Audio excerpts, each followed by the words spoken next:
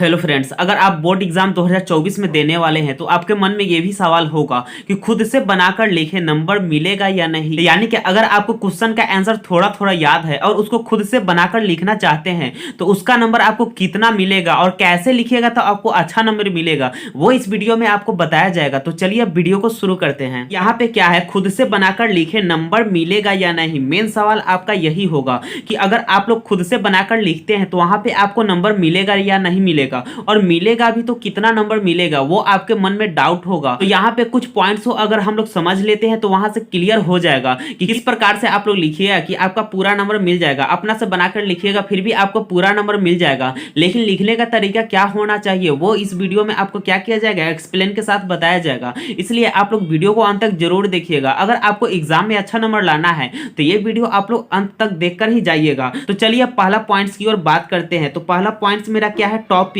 अगर आप लोग मान लीजिए किसी भी क्वेश्चन को याद करके गए हुए हैं, वहां पे जाते ही आप लोग आधा भूल गए हैं या एक ही लाइन आपको याद है, तो ये तो जरूर याद होगा कि किस टॉपिक से ये क्वेश्चन लिया गया है। अगर मान लीजिए आपको क्वेश्चन याद नहीं है, टॉपिक थोड़ा थोड़ा ध्यान में है, तो यहां से क्या करना है, आपको इसी टॉपिक को उसी क्वेश्चन में क्या कर देना है, आपको लिख देना है। यानी कि टॉपिक से क्वेश्चन आपको क्या करना है, लिखना है। अगर क्वेश्चन का आंसर भूल गए हैं तो वहां से आपको टॉपिक जरूर ध्यान में होगा। तो इस प्रकार से आपको क्या करना है, क्वेश्चन का आंसर अगर भूल गए हैं तो यहां से आप लोग को टॉपिक थोड़ा भी याद होगा, थोड़ा भी ध्यान में होगा, तो इसी टॉपिक को आप लोग लिख दीजिएगा तो आपका नंबर मिल जाएगा। तो आपका नंबर मिलेगा, लेकिन कैसे लिखना है। मान लीजिए अगर आपका राइटिंग ही ठीक नहीं है तो कितना भी याद करके लिखिएगा, जो कॉपी चेक करते हैं अगर उनको समझ में नहीं आएगा तो वहां से आपका लिखा हुआ भी बेकार हो जाएगा, वहां से आपका एक भी नंबर मिलने वाला नहीं है। तो आपका हैंड राइटिंग भी मैटर करता है। तो क्या करना है, आपको क्वेश्चन का आंसर अगर आप लोग भूल गए हैं तो वहां से क्या करना है, आपको टॉपिक से लेना है, टॉपिक को लिख देना है। उसके बाद आता है लिखावट। लिखावट वही हुआ जो राइटिंग होता है, यानी कि आपका राइटिंग भी क्या करता है, मैटर करता है। आप राइटिंग भी अच्छे से बनाकर लिखिएगा, उसके बाद ही आपको क्या होगा, नंबर अच्छा मिल पाएगा। राइटिंग अच्छा रहेगा तो नंबर भी अच्छा आएगा। तो यहां से ये तो क्लियर हो गया होगा कि किस प्रकार से आपको लिखना है। और उसके बाद आता है पेज, यानी कि आप लोग को दिया जाएगा 5 नंबर का क्वेश्चन, तो उसको कितना पेज लिखना है। तो अगर मान लीजिए 2 नंबर का क्वेश्चन आता है तो अगर आप लोग आधा पेज भी लिख दीजिएगा तो वहां से क्या होगा, पूरा नंबर मिल जाएगा। लेकिन अगर आपको क्वेश्चन में दे दिया जाए कि 250 शब्द लिखे, यानी कि अगर उसमें लिखा रहेगा कि 250 शब्द लिखे, तो 250 शब्द ही आपको क्या करना होगा, लिखना होगा। अगर आप लोग इससे कम लिखिएगा तो आपको कम नंबर मिलेगा। अगर 250 शब्द बोलेगा तो 250 शब्द अगर आप लोग लिखिएगा तो आपको वहां से क्या होगा कि पूरा नंबर मिल जाएगा। यहां से क्या करता है, आपका पेज भी मैटर करता है। उसके बाद टॉपिक, मान लीजिए क्वेश्चन का आंसर भूल गए हैं तो टॉपिक से लीजिए, टॉपिक को लिख दीजिए, लेकिन उतना लिखिए जितना आपसे कहा गया है। यानी कि क्वेश्चन वहां पे बताया है कितना शब्द आपको लिखना है।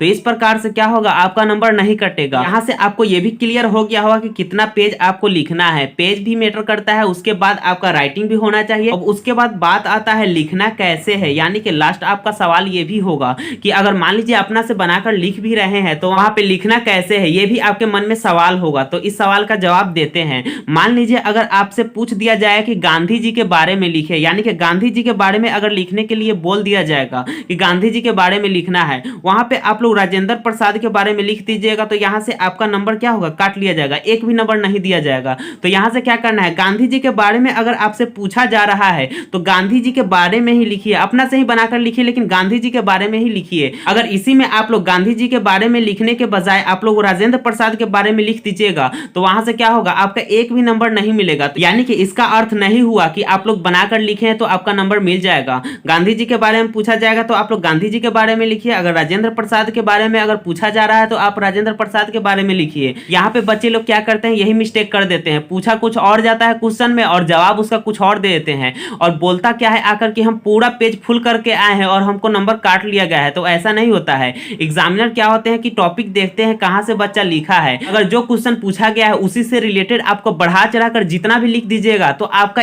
एक भी नंबर उसमें से नहीं काटा जाएगा। तो इस चीज को भी आप लोग क्या कीजिएगा, ध्यान में रखिएगा। और बहुत सारे बच्चे क्या करते हैं, उसमें शायरी गाना वाना सब भर देते हैं लिख के, लेकिन वहां से क्या करना है, वो सब चीज नहीं लिखना है। अगर वो सब चीज आप लोग लिख कर आते हैं तो वहां 100% जो है आप फेल हो जाइएगा। वहां से क्या होगा, आपका एक भी नंबर नहीं दिया जाएगा। टीचर लोग क्या होंगे, वो सब चीज देखते ही आपको 0 नंबर दे देंगे। वहां से क्या होगा कि आपका एक भी नंबर मिलने वाला नहीं है। वहां से आप लोग 100% क्या होंगे, फेल हो जाएंगे। तो इस प्रकार से आपको नहीं कसम लिखना है, गाली वाली, वहां पे शायरी वायरी कुछ नहीं लिखना है। बस जिस टॉपिक से आपको पूछा जा रहा है अगर क्वेश्चन आंसर याद नहीं है तो उस टॉपिक से आप लोग अपना से बढ़ा चढ़ा कर लिख दीजिएगा, तो वहां से आपका नंबर क्या है कि मिल जाएगा, वहां से आपका नंबर नहीं काटा जाएगा। ये सब चीज को आपको क्या करना है, ध्यान में रखकर एग्जाम देने जाना है और अपना से बनाकर बढ़ा चढ़ा कर लिखना है। वो भी आपको उसी टॉपिक से रिलेटेड लिखना है जो टॉपिक से आपको सवाल पूछा जाएगा। इस प्रकार से एग्जाम आप लोग देते हैं तो आपका अच्छा नंबर मिल जाएगा। आई होप कि इस वीडियो में आप लोग अच्छे से समझे होंगे। अगर आप इस चैनल पर नए तो चैनल को सब्सक्राइब करें। अगर ये वीडियो आपको अच्छी लगी तो वीडियो को लाइक शेयर कमेंट जरूर करें। Thank you.